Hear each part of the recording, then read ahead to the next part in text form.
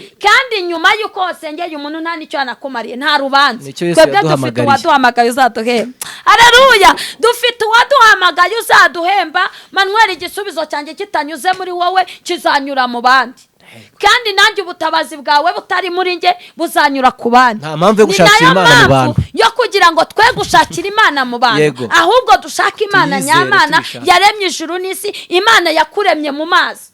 Nkavuga ngo bantu mutegera abahanuzi zikunda mufite ibibazo. Ushize umuntu yarambwiye ngo mama be njyewe nshaka ko runaka mpanurira, ndabanza nkamutekera icyayi kitagira amazi akubwira n'ibiri mwino.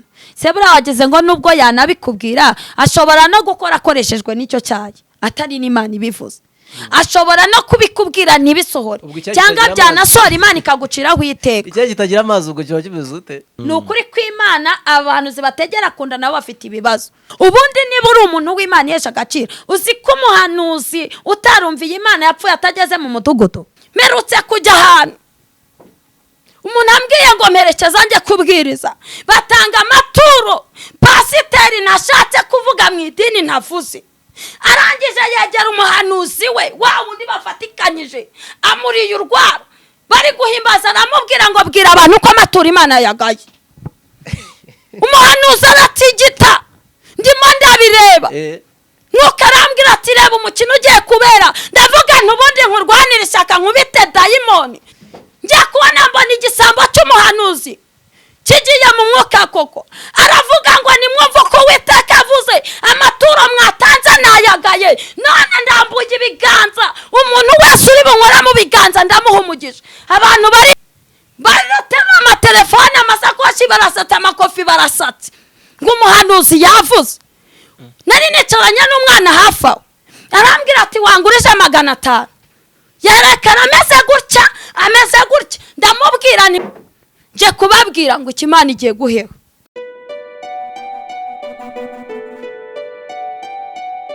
Amahoro y'Imana bakunzi ba Irakora TV, ndabasuhuje mwe mudukurikiye muri mu Rwanda cyangwa se muri Afurika hose, cyangwa baherereye i Buraya mwese. Amahoro y'Imana nabane namwe. Wowe utarakora subscribe udukurikiye bwa mbere, ndagira ngo udufashe kuri subscribe, kandi nawe usanzwe udukurikira kurikira Irakora TV nk'ibisanzwe dufashe gukora like, comment nayo bari ngombwa kugira ngo tubashe kugira uburyo twamenya ibyo duhindura. Uyu munsi wa none nk'ibisanzwe ntabwo ari ubwa mbere kuri kamera ya Irakora TV twakira umukozi w'Imana Mama Beni. Twakwakiriye ni wimve mwikaze. Amen. Turakwakiriye muri iki kiganiro kugira ngo tubane nawe mu ijambo ry'Imana. Nta kibazo wadufasha ugatangira usenga kugira ngo abadukurikiye bibone muri iki kiganiro. Yego. Mana yacu urera, urakiranuka, uriho kandi uzahoraho. Ingoma yawe ntigira igihe, ubwami bwawe n'ubwiteka ryose. Turagushimiye muri uyu mwanya wa none ko abanye natwe. Turagushimiye ko waturinze ukatwongera iminsi yo kubaho. Warinze abantu bo kuri Irakora TV, warinze n'umuyobozi wayo, warinze n'umunyamakuru wayo Manuel. Wagize neza urakarama mu izina rya Yesu. Twongeye guhura tutishwe n'ibyaha. Dusengeye umwanya tugiye kwinjiramo w'ijambo ryawe, bana natwe kandi tugirire neza. Uheze imbaraga z'umwanzi, wirukana imbaraga z'umwijima, imbaraga za Satani n'abadayimoni, imbaraga za kirogoya mu izina rya Yesu Kristo. Myuka y'abitavuga Imana cyanganyukisha mu izina rya Yesu Kristo Nazareti. Dayimoni buza abantu kumva ijambo ryawe, dayimoni ya rupinzi, dayimoni kamenyero, dayimoni munaniza mu izina rya Yesu Kristo Nazareti. Mana reka ubwami bwawe buganze, mwuka wera w'Imana arusheho kutwegera, kandi mwuka wera w'Imana arusheho kuganza mu bantu bawe mu izina rya Yesu. Ijambo ryawe rikomeze benshi, kandi ijambo ryawe rikize benshi, ritanga impinduka mu mitima ya benshi, buri wese abashe kumenya uruhande aherereyemo. Urakoze kuko ubyumvishe, ufashe twe tugiye kuvuga, ntabari twavuga izina ryawe rabwe icyubahiro. Urakoze none ibihe byose Yesu, amen. Nanone tuguhaye ikaze. Uratangira wibwira abadukurikira umuntu kubonye bwa mbere, bumvishe mvuze ngo Mama Beni. Mpamvu mvuze Mama Beni nuko njye atari ubwa mbere mubonye, ariko wowe udukurikiye muri iki kiganiro yaba ari ubwa mbere umubonye. Uratangira wivuga Mama Beni ninde, ni muntu ki, kugira ngo ukomereze umwanya wawe. Imana ishimwe cyane. Nitwa Mukantwari Biasine, ndabashuhuje bantu mudukurikiranye bo kuri Rakora TV, turabishimiye. Amahoro y'Imana bane namwe. Nitwa Mukantwari Beasine, umubyeyi w'abana 6 n'umugabo umwe, 5 nibo bariho. Ndi umukristo, nsengera mu mutima. Niko muririmbyi yavuze w'108 aravuga ngo naho igihugu cyose cyanseka, ariko ndi umukristo ndakomeje mu rugendo rwanjye. Aravuga ngo ibyino mu isi ndabihanyuye, nzige nifuza ibyo mu ijuru. Ni muri ubwo buryo rero nivuze Imana iduhane umugisha kandi Imana itugirire neza cyane. Rero ngiye gutangira ijambo ry'Imana, ariko reka tubanze turirimbane indirimbo.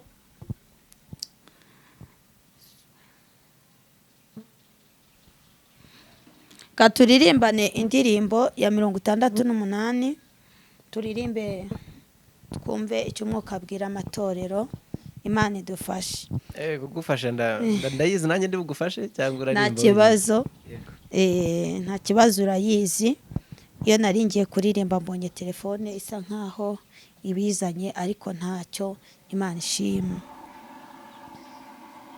Nta kindi gihesha gukiranuka mu bisi no mu bo mu ijuru, keretse kwizera ko wogejwe de n'amaraso ya Yesu masa, wogejwe na Yesu, watunganijwe n'amaraso, hari ubwo yakuhagize amaraso, mbese imyambaro yawe irera. Turirimba iki gice kivuga ngo bazatinya guhinguka imbere ye, bazahinduka ubwoba busa, n'ukwiyambura iyo myambaro mibi Yesu akwambikiye y'ubukwe. Reka dusome ijambo ry'Imana. Imana ishimwe cyane. Igitabo cy'Abami ba mbere, ibice byaho ni 14. Turaza kugeza ku murongo, turahera ku murongo wa mbere tugeze ku murongo wa 14 n'ubundi. Imana iduhane umugisha. Reka dusome. Icyo gihe Abiya mwene Yerobowamu ararwara. Yerobowamu abwira umugore we ati, ndakwinginze haguruka wiyoberanye, utamenyekana ko uri muka Yerobowamu, maze ujye i Shilo, niho umuhanuzi Ahiya aba, wamvuzeho ko nzaba umwami w'ubu bwoko. Kandi jyana imitsima 10 n'udutsima n'ikibindi cy'umutsama, umusange nawe azakubwira uko uyu mwana azamera. Nuko muka Yerobowamu abigenza atyo, arahaguruka ajya i Shilo kwa Ahiya. Ariko Ahiya yaratakibona, kuko amaso ye ahumishijwe n'ubusaza. Uwiteka abwira Ahiya ati, dore muka Yerobowamu aje kukubaza iby'umwana we urwaye. Ndakubwira ibyo uza kumubwira. Namara kwinjira aha ariyoberanya, yihindure undi mugore.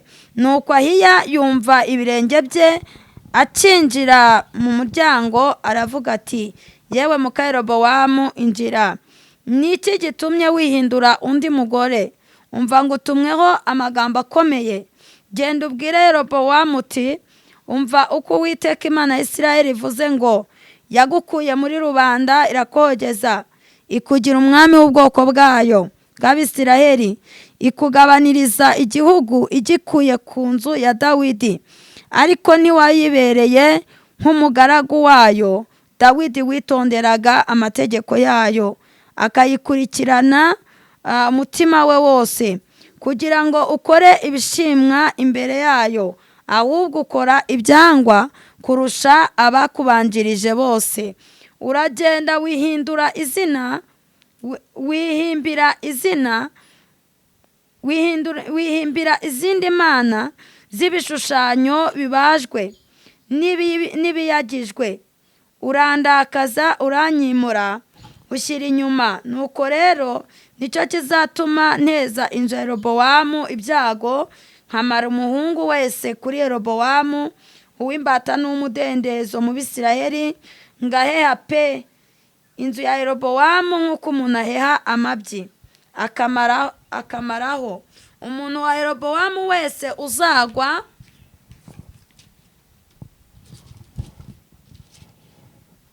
mu mudugudu azaribwa n'imbwa, uzagwa ku gasozi azarimbwa n'inkongoro, kuko Uwiteka ari we ubivuze. Nuko haguruka witahire, icyakora uzaba ugishinga ibirenge ku rurembo, umwana apfe, Abisirayeli bose bazamuririra bamuhambe. Uwo ni we wa Yerobowamu wenyine uzahambwa mu mva, kuko ari we wenyine wo mu nzu ya Yerobowamu wabonetsweho n'ibyiza bimwe imbere y'Uwiteka Imana ya Isirayeli. Kandi Uwiteka azihagurukiriza umwami muri Isirayeli, ari we uzarimbura inzu ya Yerobowamu uwo munsi. Mbese hari ubundi ubu ntibyasohoye? Tuvuge ngo amen. Amen. Dusomye amagambo akomeye bantu badukurikiranye kuri Irakora TV. Nkuzaniye ijambo rivuga ngo reka kwiyoberanya, kuko ibyo ubamo Imana irabizi, kandi ibyo uhagazemo Imana irabizi, n'ibyo ukora Imana irabizi. Kuko iri jambo rivuze kuri uyu mugabo Yerobowamu mwene Nebati, yari umugaragu wo kwa Salomo, kandi Salomo ni umuhungu wa Dawidi. Dawidi nawe ni umuhungu wa Yesayi i Betelehemu. Yesu atugirire neza. Rero ubu bwami bwaturutse ku nzu ya Dawidi bugera kuri Salomo, buva kuri Salomo uyu mugaragu abugabirwa atari uko yakiranukaga, ahubwo ari imbabazi z'Imana yamugiriye. Ikindi, uyu muhungu Salomo amaze gupfa, himye umuhungu we bitaga Rehobowamu, ari we mwene Salomo. Rehobowamu amaze kwima ingoma, habayeho ikintu cy'uko Abisirayeli bamwegera baramubwira ngo ko ugiye ku ngoma uzabasha kutugabanyiriza ibihano so yaduhaga. Arangije arababwira ngo nimugende mumare iminsi 7, nyuma y'iminsi 7 muzagaruke mbaho igisubizo. Yesu atugirire neza. Baragiye mu minsi 7 barategereza.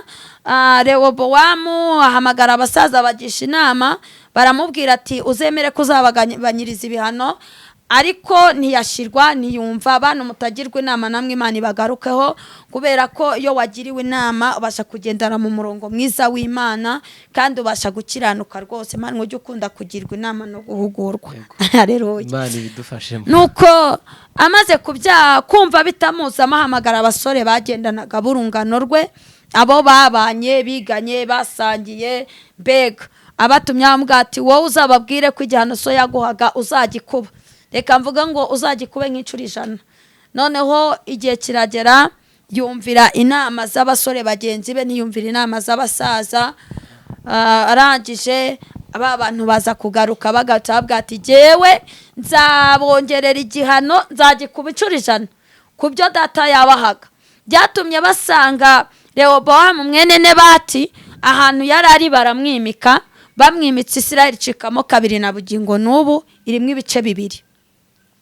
Bamaze kumwimika, Rehobowamu mwene Salomo yagumye i Yerusalemu. Imana itugirire neza. Yerobowamu mwene Nebati nawe aguma i Samariya. Bivuga ngo Yerusalemu, navuga ngo ibihugu cyari kimwe ariko gifite abami 2 bategeka bitandukanye.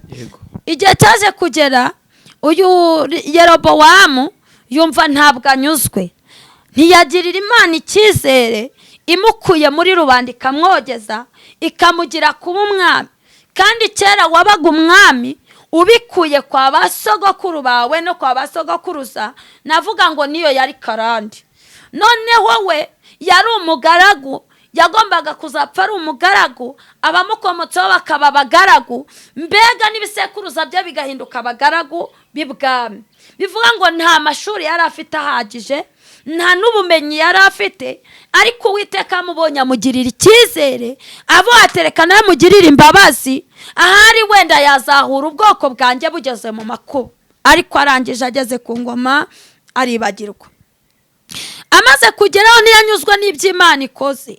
Bantu mutanyurwa n'iby'Imana ikoze mukihimbira izindi mana mufite ibibazo.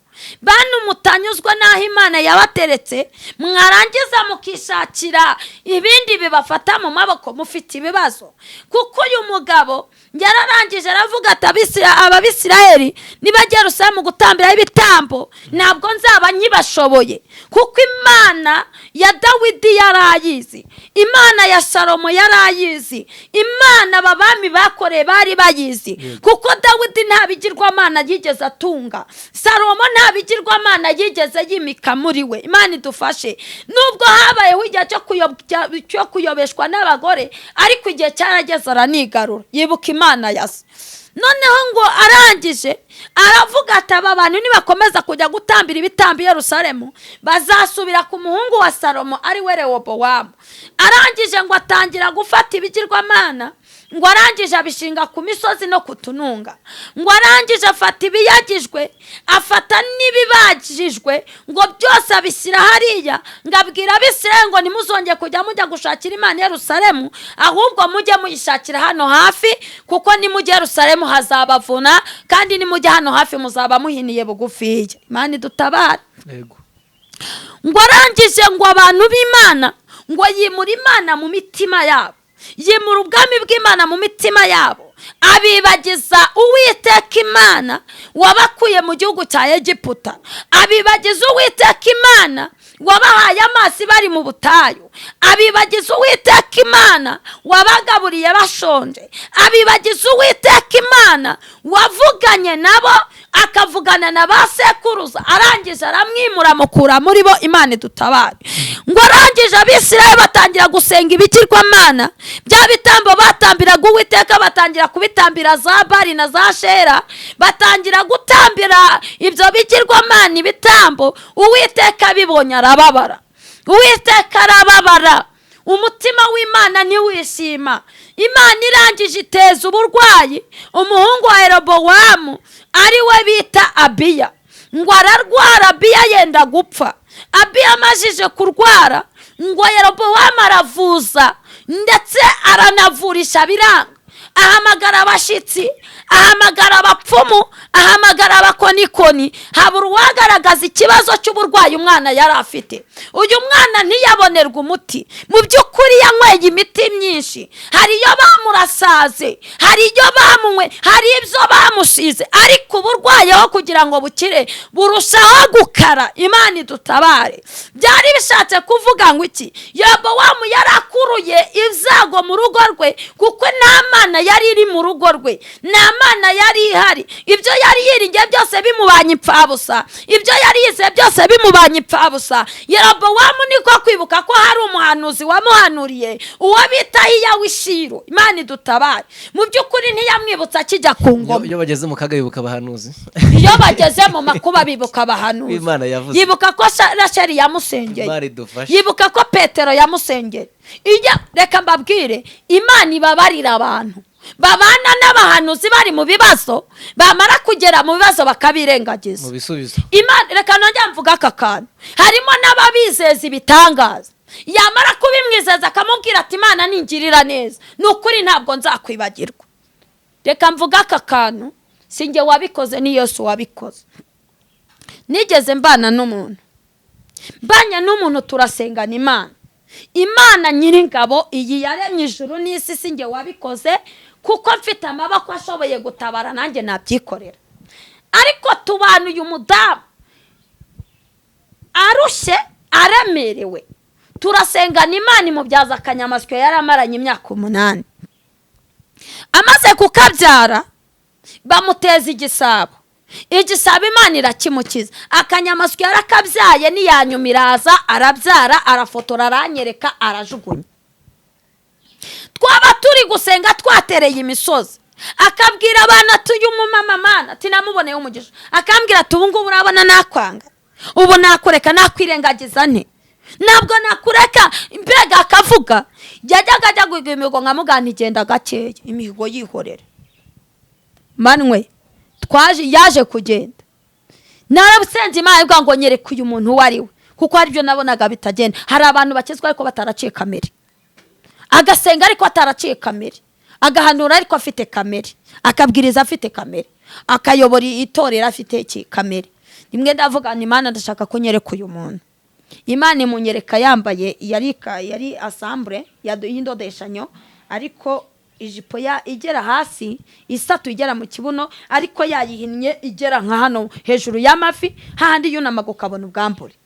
Ndamubwira ni mama runa ko narose gutya bimeze gute, yahise anyangurunuka. Turabafite rero, Yesu atugirire neza. Hari n'undi yigeze aza yaje kukwibagirwa gusa se.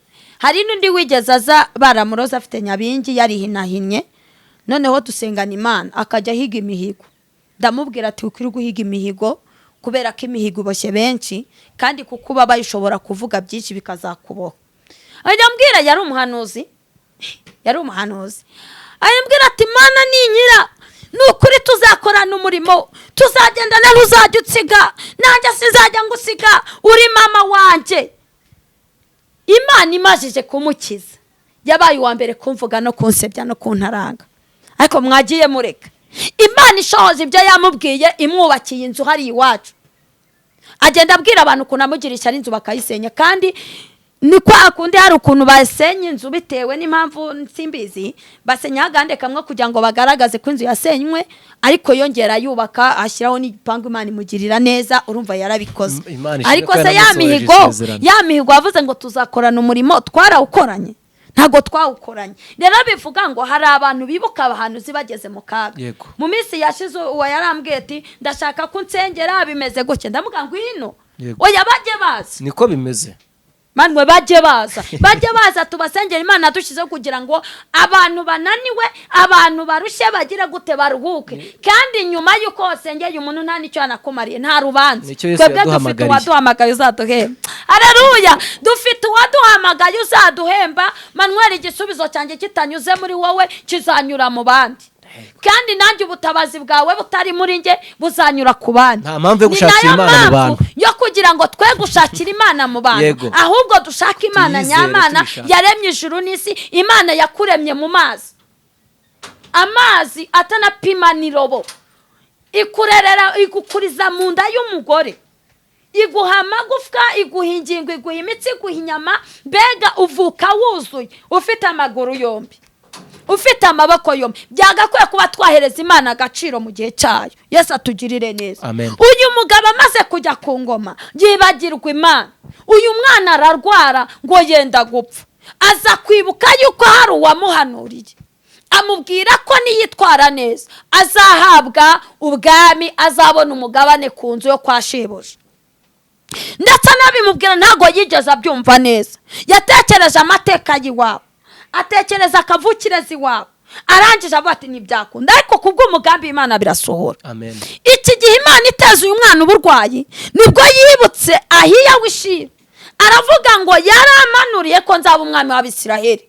None mugore wanjye iyoberanye, wiyambika undi mwambaro, nurangiza ugenda ujya kwa Ahiya w'Ishilo, wamanuriye ko nzaba umwami w'ubwoko bwawe, kandi ugenda ujyanye imitsima, ujyane n'udutsima, nurangiza ujyane n'ikibindi cyuzuye umutsama, ugenda ujyeyo.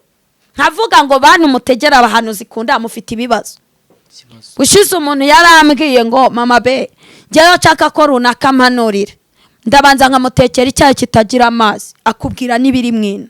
Se buriya wageze ngo nubwo yanabikubwira ashobora no gukora akoreshejwe n'icyo cyayi, atari n'Imana ibivuze. Ashobora no kubikubwira ntibisohore, cyangwa byanasohora Imana ikaguciraho iteka. Icyayi kitagira amazi ubwo kiba kimeze ute? Ngo nishyushyu. Cyayi kitagira amazi nyine icyushyu, icyushyu ntuyizi se? Yesu atugirire neza. Fashe cyane. Ngo arangije aravuga ati reka njya kumutegera ku cyo bita igifu. Bahanuzi mugire ubwenge kandi mugire amakenga, Imana idutabare. Burya n'umuhanuzi w'indambi ntazagera i Siyoni. Ni ikibazo. N'umuhanuzi ugenda yahira, agera ku rwira kahira, agera ku mikenya kahira, agera ku muravumba kahira, ku gitoki akamira, ku ivoka akamira, ikintu cyose akamiragura. Ni ukuri kw'Imana abahanuzi bategera kunda nabo bafite ibibazo. Na babandi umuntu ahamagara akamutegera ku matike, ikibazo cyane. Ndawaza izamuhonda. wageze ngo izamusiga? Ntabwo izamusiga. Ubundi niba uri umuntu w'Imana yesha agaciro, uzi ko umuhanuzi utarumviye Imana yapfuye atageze mu mudugudu? Ntabwo ubizi se? Yesu atugirire neza. Ngo arangije ngo aragenda, Bibiliya yatubwiye ngo uyu Ahiya yari atakibona, amaso yarahumishijwe n'ubusaza. Bivuga ngo nubwo yarashaje ariko umwuka w'Imana wari ukiri kuri we. Nubwo imbaraga z'umubiri zari zararangiye, ariko hajya afite imbaraga za mpemu yera. Ropeta zo enefore bosta kude bone sante. Ndafashije umubiri wacu ushaje, imbaraga zacu zibaye nke, naho twaba duhumye amaso y'inyuma atabona, ariko ay'imbere y'umwuka arareba. Imana ishimwe. Kandi ikintu nkundiriye Imana, ndagira ngo mbwe ngo nubwo waba usinziriye, ntabwo Imana ishobora kwemera ko abantu bakwiyoberanyaho. Uyu mugabo yari afite iyerekwa, yari afite ihishurirwa, yari afite konegite n'Imana, yari afite ubumwe n'Imana, yari afite uko agendana n'Imana, yari afite uko akorana n'Imana, yari afite uburyo we n'Imana bizirikanyije. Nubwo yari ashaje, nubwo yari atabona, nubwo atakibasha kugenda, nubwo atakibasha gutambuka, ariko ijwi ry'Imana ryari rikiri kuri we. Tayaza erebone tandomeni gide. Imana iduha amaso. Shamanwe, Imana iduha amaso n'ukuri kw'Imana. Imana iduha amaso. Imana iduha amaso. Bahanuzi, bavuga butumwa, bantu mudukurikiye mukunda gusenga Imana, bantu mubana n'Imana, Imana ibaha amaso y'umwuka. Kuko uyu Ahiya yarashaje, ariko amenya ko muka Yerobowamu ageze mu nzu iwe. Amenya ko muka Yerobowamu yamaze kwinjira. Amenya ko muka Yerobowamu yambaye undi mwenda. Amenya ko muka Yerobowamu nubwo yambaye igitambaro, nubwo yambaye imyenda miremire, ariko amenya ko afite ubusambanyi. Dufite ba muka Yerobowamu badutegera ku mitsima. Yesu adutabare. Dufite ba muka Yerobowamu aravuga ati runaka ndabizi arerekwa, ariko nimukubita bitanu ntabwo ari bundondoreho ubusambanyi. Runaka ndabizi arerekwa, ariko nimuha ibihumbi 10 ntabwo ari buvuga ko naraye mu bapfumu. Ndabizi ko runaka yerekwa, ariko nimuhukira umufuka w'umuceri ntabwo ari buvuga ko umugabo namuciye inyuma. Ntabwo ari buvuga yuko nibyo amaturo, ntabwo ari buvuga ko nibyo icyacumi, ntabwo ari buvuga ko ari njyoretse kwica umuririmbyi turirimbana, ntabwo ari bubivuge. Ariko yemwe bahiyamwe, nkavuga ngo nimukomere kandi mushikame murye ibyo Uwiteka yabahaye, kuko nyuma yo kugeragezwa na ba muka Yerobowamu, nyuma yo kwishushanywaho na ba muka Yerobowamu, hari ukugirirwa neza n'Imana. Aleluya. Uyu mugore ngo akimara kuhagera, ngo Ahiya ahita amubwira ngo muka Yerobowamu, aramubwira ngo injira. Ntiyitaye ku mitsima yamushyiriye, ntiyitaye ku bucya amuhaye, ahubwo aramubwira ngo umva nkubwire ngo utumweho amagambo akomeye. Umwana we kupfa ko azapfa, kandi niwe muzi ko Yerobowamu uzashyingurwa, kuko ari we wabonetsweho gukiranuka no gukora ibyo Imana ishaka. Aramubwira ngo kandi nubwo bimeze gutyo, aramubwira ngo niwe wo mu nzu ya Yerobowamu uzashyingurwa. Aramubwira ngo kandi inzu ya Yerobowamu Uwiteka azayiheha nk'uko umuntu aheha amabyi. Aravuga ngo Yerobowamu uzagwa ku gasozi azaribwa n'imbwa, mu mudugudu azaribwa n'imbwa, ariko uzagwa mu musozi azaribwa n'inkongoro. Nje kubabwira ngo Imana igiye guheha mu murimo wayo. Imana igiye guheha mu bapasiteri batingana, basambana, babesa ikoroba, bateka mitwe, na babandi tujya tubona ku mashosho media. Yesu agiye guheha. Ni fobisti ene kude bone tando zobini kude bone wa. Haleluya. Yesu agiye guheha. Muri korari agiye guheha, mu banyamasengesho agiye guheha, mu binginzi agiye guheha, mu badiyakoni biba amaturo agiye guheha.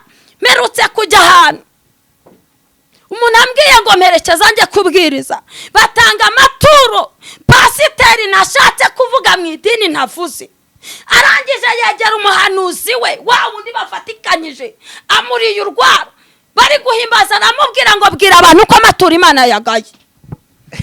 Umuhanuzi aratigita, ndimo ndabireba, Mwuka arambwira ati reba umukino ugiye kubera. Ndavuga ntubundi nkurwanira ishyaka nkubite dayimoni izi mayibabaye amabandi ingegera nzikubitira ahangaha Yesu bibone. byibura wenda babimbaza. Ndavuga ngo reka mukubite njye kuri ribu nzisobanura. Yesu atugirire neza. Yesu arambwira ngo nakuzanye hano kugira ngo wige. Arambwira ngo kuri cyigisha ahangaha Imana idutabara. Njya kubona mbona igisambo cy'umuhanuzi kigiye mu mwuka koko. Aravuga ngo nimwumva ko Uwiteka avuze amaturo mwatanze nayagaye. None ndambuye ibiganza. Umuntu wese uri bunkora mu biganza ndamuha umugisha. Abantu barirukanka. Mu gihe birukanse bamukoze mati wanya mwinkora mu ntoki mbakoboko nimukore mu byanyu muzane. Ariko Yesu yadutabaye ko bari bagiye guheha. Agiye kubiheha. Agiye guheha. Niba umujyi wa Kigali wanga imyanda ikayora imyanda no mu baturage ikageramo ikajyana induba yarangiza igashyiramo umuriro, ntabwo Imana ari izemera imyanda. Ntabwo Imana izemera imyanda. Imana ihaza imyanda. Imana itugirire neza. Arangije abantu barirukanze. Baratema amatelefone amasakoshi barasata amakofi barasatse. Ngo umuhanuzi yavuze. Nari nicaranye n'umwana hafi aho. Arambwira ati wangurije 500. Yerekana ameze gutya. Ndamubwira ni nkugurize 500 uranze. Arambwira ati ntabwo nkuze ko ndakwishyura. Ndamubwira ni nge nta muntu ujya umburaho ubwenge.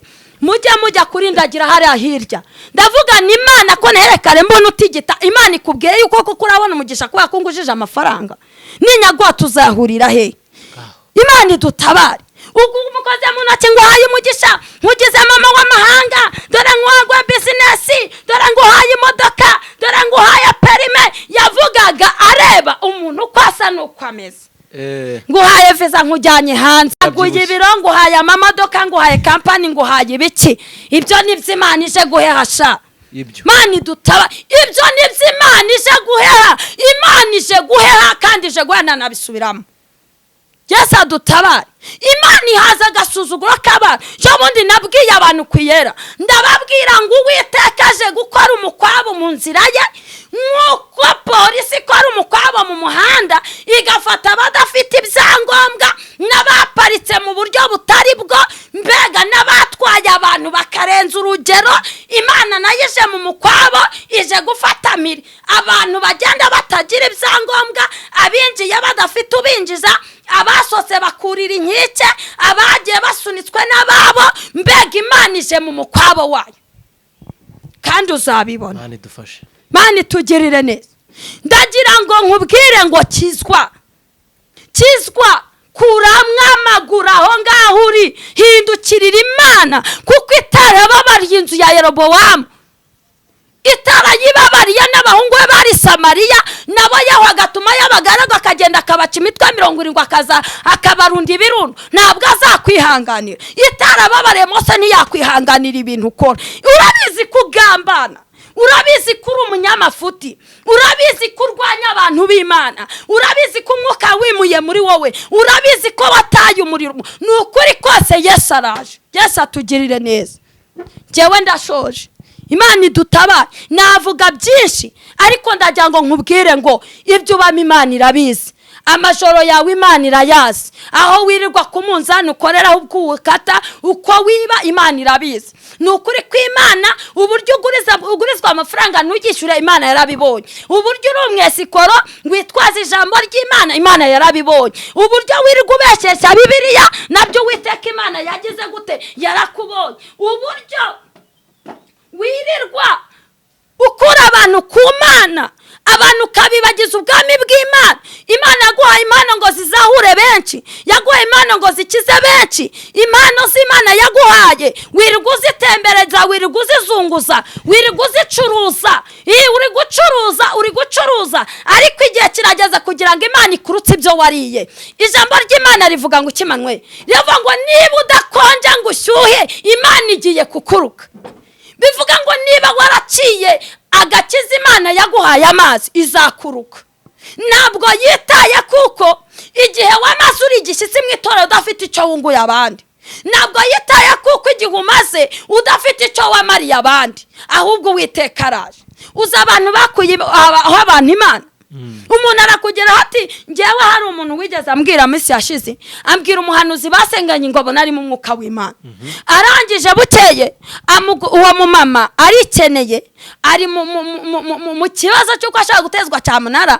Umuhanuzi aramwegera ati nguriza 20,000. Undi ati ntabyo mfite. Tisha Imana wambabariye ukareba uyaguze. Umumama yagujije umuntu, amaze kuyamuguza yamwishuje arayamwima. Naramubwira ati ahubwo ndebera umuntu ufite konte yo hanze y'amadolari, hari ugiye kumpa iki amadolari. Umumama ati noneho ati nimara kwabona ndahita nkwishyura. Ati arangije abaza undi muntu, amubajije amuhereza iki za nomero. Nkangije ati mpereza 30,000. Ati ndaje nyaguye. Wa mumama muhaye 30,000. Wa wundi ahindukira kujya kubwira wa wundi atese ati runaka ko namugurije 30,000 ambwira ngo yayaguhaye ko aramuhaye. Ati reka ntayo yamaye. Arangije aravuga ati jewe ugomba kumpa amafaranga yanjye. Ahamagaye wa muntu w'Imana yanyeretse message n'uwo mumama rwose ntago ngira amagambo, mvuga ukuri kuko kuri mu mutima wanjye kandi na nyirubwite namuzana. Arambwira ati dore ngiyi message yamaye. Yamubwiye ngo ntayo nzaguha uzajye kundega aho ushaka. Abantu bakuye abantu ku Mana. Abantu bakuye abantu ku Mana. Kubona pasiteri babiri bahangana bakarwana. Kubona bahangana bakicana bakarogana. Kandi itorero nirimwe umwami waryo n'umwe. Yego. Niba Yesu ari umwe, Imana dukorera akaba ari imwe, itorero rikaba rimwe, abantu bari gupfa iki? Abantu bari kumarana bashakana wiki. Merutse kuba nagize ngo ni ibintu bibera mu byumba gusa, ariko ndabyo no ku mashosho media sanga abantu baba bahanganye barwana. Murapfa iki? Ikibazo abantu Imana bafite ni iki? Iyi kanseri babwiye Yesu akayibakiza. Abantu barashwe ntibamenye ko bagenda n'isasu. Yesu atugirire neza. Abantu nibakizwe bareke kwiyoberanya, bareke kwihindura nka Mukarobowamu. Nukuri kw'Imana uri umukristo ariko uri gutukana, uri guhangana, uri guryana, uri gumarana muri karitsiye, ntawe ukuvuga neza. Baragera iwawe bakiruka bati none nakwa naguca amaguru, kandi uri umukristo uri kujya he mwijuru. Maze iminsi mbabwanga ijuru turi kujyamo si irya Kamonyi. Iri juru turi kujyamo si ijuru ryo kwijuru njya numva hariya Zanuza. Ijuru turi kujyamo rifite amategeko arigenga kandi nyiraryo nawe arihagazeho. Wagize ngo imbwa n'imbwebwa zizarijyamo se? Mayibobo zizaryinjiramo se? Ibirara se bizarijyamo? None se yamabandiriza icyo avuga wagize ngo azarikandagiramo? Bibiliya avuga ngo imbwa n'abasambanyi n'abatizera bazahezwa hanze. Muri uyu murimo rero imbwa zirimo. Yesu atugirire neza kandi Imana idutabare. Ijambo ry'Imana riravuze ngo reka kwiyoberanya. Siga kwiyoberanya kuko ibyo ubamo yarabibonye. Hari amazi igihe bavuga ngo njye ngo ntacyo bintwaye, njyewe nta wanshobora, njyewe nta wambasha, njyewe mfite idini ryanjye, njye mfite korari nyobora, nanga icya 10 gishyitse, amaturo ndayatanga, njyewe ndakomeye, njyewe ndakaze. Ariko reka nkubwire, Bibiliya iravuga ngo ibyo urabikora nka kwihorera, kwibwira ko manywe nawe rwose ariko nzabishyira imbere y'amaso yako bikurikirana, izabihashyira. Mama Benito, kugira ngo dukure abantu mu rujijo, wari uvuze ngo ahangaha muri uyu murimo harimo abantu batandukanye. Avuga ngo imbwa ntizizagera mu ijuru. Ni imbwa tuzi, ni imbwa abantu bimeze bite? Ubundi Bibiliya iravuga ngo imbwa. Imbwa ni abantu badakijijwe, babasambanyi, babahehesi, babandi nyine. Yego. Birirwa basomanirana mu mihanda baryana iminwa ari abarokore, birirwa bakandakanda amabere abandi nabo bagatega ibituzu ukagira ngo ni voka. Ziriya Bibiliya zitimbwa. Hari abantu bakurikiye Irakora TV bataba bazi ibintu bijyanye n'ibintu by'abanyamwuka. Ubundi ngo umwuka amenywa n'umufite. Urakoze kudusobanurira. None Mama Beni, uru ruvange mwe mubona nk'abakozi b'Imana, uru ruvange urumva hari ababeshya, hari abavugisha ukuri, hari abesikoro batukishije izina ry'Imana. Ibintu wowe ubibona gute? Jewe ibi bintu ukuntu mbibona, jewe numva abona aba bantu bakwiriye guhinduka. Aba bantu bagakizwa bagatinya Imana. Ko hari ijambo ry'Imana avuga ngo dukore Uwiteka tumutinya. Dusoma urya mwana atarakaraka turimbura mu butayu. Kandi bavuga yuko bakijijwe. Urumva umuntu hano ntagahanura mu izina rya shitani, ntagahanura mu bo Imana ni nyinshi. Yego. Kuko nabajya gucisha imiti bashaka impano nabo barahari, abapasiteri barahari, babanirwa baturagura abantu hasi babadiha hasi, ukabona umugabo aje na costume yarangiza akamubwira ngo niba ngo ari faya, akamanuka hasi agaturukonda ibintu byose akabirangiriza aho ngaho.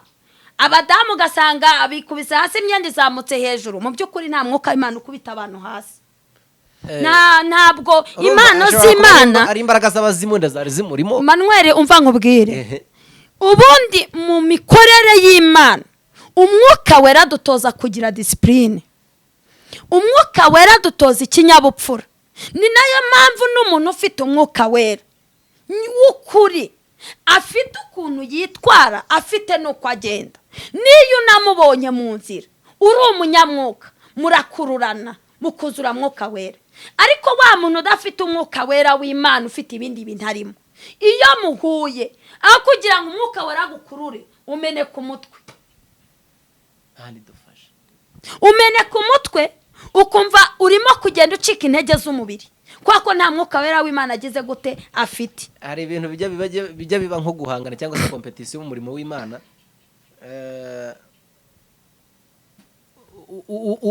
Urebye nkawe abo bantu ubona bafite izihe mbaraga? Kuko hari ubwo umuntu wenda umusengera afite abadayimoni, nawe urabizi, muri abakozi b'Imana, noneho dayimoni kamutura hasi. Si mwubwo buryo biba bimeze gute? Abantu bahangana mu murimo w'Imana nuko nta mwuka wera w'Imana bafite. Yego. Kuko nasomye ijambo ry'Imana riravuga ngo ukomeye akomeze udakomeye. Yego. Kandi riravuga ngo turi umubiri umwe, turi umwe, akanwa ni kamwe. Niba akanwa kacu ari kamwe, iyo minwa ibiri turukaye. Bivuga ngo umunwa wa kabiri ni uwa Satani, ni uw'abadayimoni. Ariko abantu b'Imana bafite umwuka umwe, umubiri umwe, akanwa kamwe, bahurijwe hamwe. Iri jambo naribwirijeho ni ijambo riri mu Baroma ibice 15 umurongo wa mbere. Abadukurikiye kuri Rakora TV bazarisangaho uzisanga njyewe nawe turi bamwe, n'akanwa dukoresha ni kamwe, n'umwuka ni iki n'umwe. Niba umwuka ari umwe, kubera iki tutaba umwe ahubwo tukaba babiri? Bivuga ngo uwa kabiri uzamo ni Satani, ni umwanzi Satani, ni umugome. Ahubwo twebwe reka nkubwire ko turi abantu b'Imana, tukaba dufite umwuka umwe, tukaba turi umubiri umwe, dukwiye guhuza, tugafata ingamba, tugashyira hamwe, twarangiza tugaheza uwo muntu wa kabiri uri kutwinjiramo. Yego. Tugana ku musozo, Mama Beni, wari uri kuvuga, wari ufite, numvaga ufite intego ivuga ku bantu biyoberanya.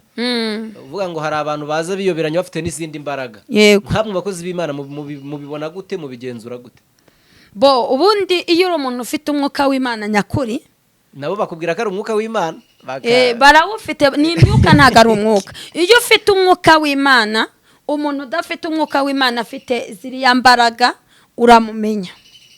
Imana ishobora kumuguhishurira, Imana ishobora kumukubwira mu ijwi, urabimenya, kuko Imana ntabwo yakwemera yuko ugendana n'umuntu mutaziranye. Ubu bivuga ngo nanjye kuza hano kuri Rakora TV. Yego. Mfite iyerekwa. Yego. Buriya kuba naje aha, naje mbizi, kandi Imana yampaye icy'uburenganzira. Nuko nasenze sanga umwuka wa Manuel, sanga umwuka wa Mama Byiringiro, sanga umwuka wa Mama Benita n'umwe. Nta myuka birimo. Iyo nsanga ari imyuka ibiri, njyewe ntabwo nari kuza. Ikindi cya kabiri, suko tutajya n'ahandi. Ariko buriya iyo ufite umwuka w'Imana, umuntu mukururana mutari mwana guhura no kuri telefone byonyine. Yego. Urakoze cyane Mama Beni kudusobanurira kugira ngo iki kintu tucyumve neza. Hari abantu biyoberanya, none aba bahanuzi b'ibinyoma badutse, nabo kuri tuzatubabwirwa n'iki? Nkatwe dukurikira Rakora TV, hari abantu benshi apfa kumva gusa ngo Imana irambwiye zana amafaranga, Imana irambwiye zana iyo televiziyo, Imana irambwiye ngo igukureho urupfu zana amafaranga. Ibyo bintu biba bimeze bite? Ubundi nta mana yaka amafaranga ibaho. Imana yaka amafaranga ntayibaho, dusaba ko tuyikorera Mama Beni, kuko ijambo ry'Imana riravuga ngo isi n'ibiyuzuye n'iby'Imana. Urumva? Noneho ni ukuvuga ngo Imana ishobora kugusahura ibintu mu nzu, ntago nyemera.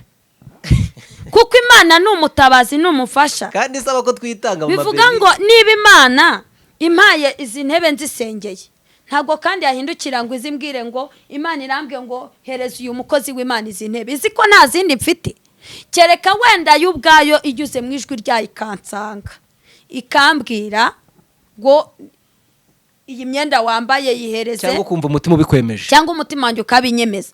Ariko Imana yo kuvuga ngo Imana irambwiye ngo kuramo iyo myenda uyimpe nyambare, ntago ari byo. Mu minsi yashize hari akantu kabaye, umuhanuzi umuntu yaramubwiye ati mpanurira umuhungu mubwire ko tuzabana, ko ariko Imana ivuze nzakugurira igitenge. Undi arangije arabihanura, nshatse na namuvuga umugore ariko ikamugira ibanga. Urumva mugize ibanga, kuko ijambo ry'Imana avuga ngo tugire ubwenge, sibyo?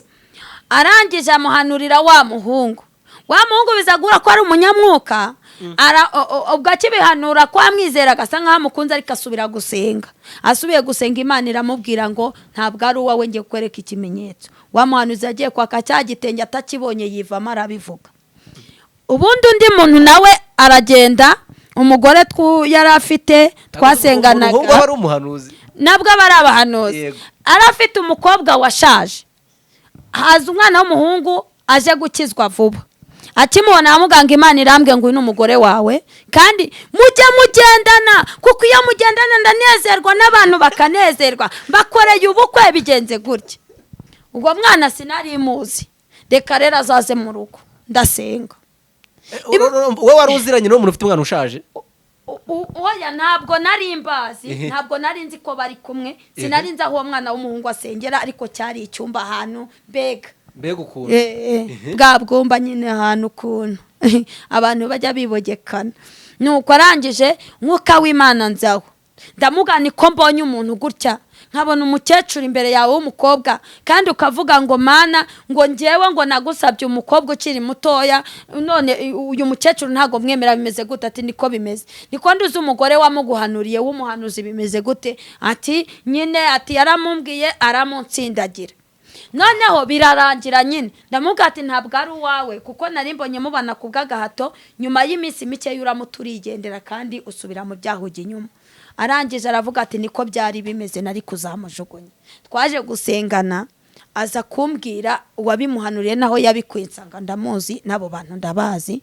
Ndavuga niko yari yabiguhanuriye, nta kundi nuko. Rero Imana idufashe, ariko bantu muhanure mu kuri no mu mwuka. Hanura Imana ivuze, Imana iravuga, Imana iravuga, kandi Imana igakora, kandi Imana ntabwo ifata ibidahuye ngo ibihuze. None ariko byashoboka ko umuntu muto yashobora gukunda umukuru wenda mwikundiye? Bo birashoboka, n'Imana ishobora kubikora, gufata abantu nanone batoya n'abashaje ikabahuza. Ariko hari ibintu abantu bakora kubwo ngewe tumaranye igihe nkambona nsenga ntusubizwe, umuntu agahita abahuza, ariko bura ntago ari byo, ni icyaha imbere y'Imana, kandi izo ntago zikomera. Ni komisiyo. Mama Beni wakunze guhura n'ibintu ngibyo. Hari n'akandi kantu kamamaye ku masosho media kavuga ko uriya muntu wabwiraga umuntu ngo natamuha amafaranga, ngo biriya bintu urabizi byagenze gute? Biriya bintu mbese binzaduka. Jewe umuntu yarampamagaye arambwira ngo hari umuntu afite ashaka ko tumukuraho amafaranga, kandi yabonye nabishobora. Yaguhamagaye kuri telefone? Arambwira ati nge nabonye uri umugore w'umunyabwenge, ufite ubwenge, nabonye wabishobora. None rero hari umuntu ushaka ko tuzakuramo amafaranga, uzamukuraho 100,000 nanjye mukureho 100,000. Ndamubwira ati ntago ibyo bintu byashoboka. Arambwira tumva nkubwire Mama Beni, nasengeye abagore barasubizwa, abantu ndabasengera Imana ibagirira neza, baragenda bagura imodoka baranyibagirwa, mbanyuraho nibamera ifuti. None ubu ikintu ngiye gukora, ngiye kujya mbakuramo amafaranga, nindangiza mubwire ni none ahangaha nona nutama 200,000 serikeye none ahangaha mu rugo rwawe. Yasatekirire neza. N'umuhanuzi ukomeye cyane, izwi ntago muvuga. Urumva ni ikibazo. Donc we agiye guhindura uburyo, agiye guhindura uburyo. Imana avuga n'umukozi w'Imana arahanura, nanjye aramanuriye birasohora. Ariko kubera igihe tugezemo natwarimo abatugera ati wagicucu wanjijiwe gute, Imana gwe diplome izagutunga, none uri murafinyata aho ngaho urinjije nta naho uzajya n'uzatabarwa. Ariko tugomba kurindirira Imana mu munwa. Haba kuki yavuze ijambo rikomeye avuga ngo nzahagarara ku munara wanjye ndindire ndangaguza numva icyambwira. turarindiriye. Imana iguhe umugisha. Mama Beni, tugana ku Amen. musozo, wakoze Yego. kutuganiriza, wakoze, Imana iguhereze umugisha nawe.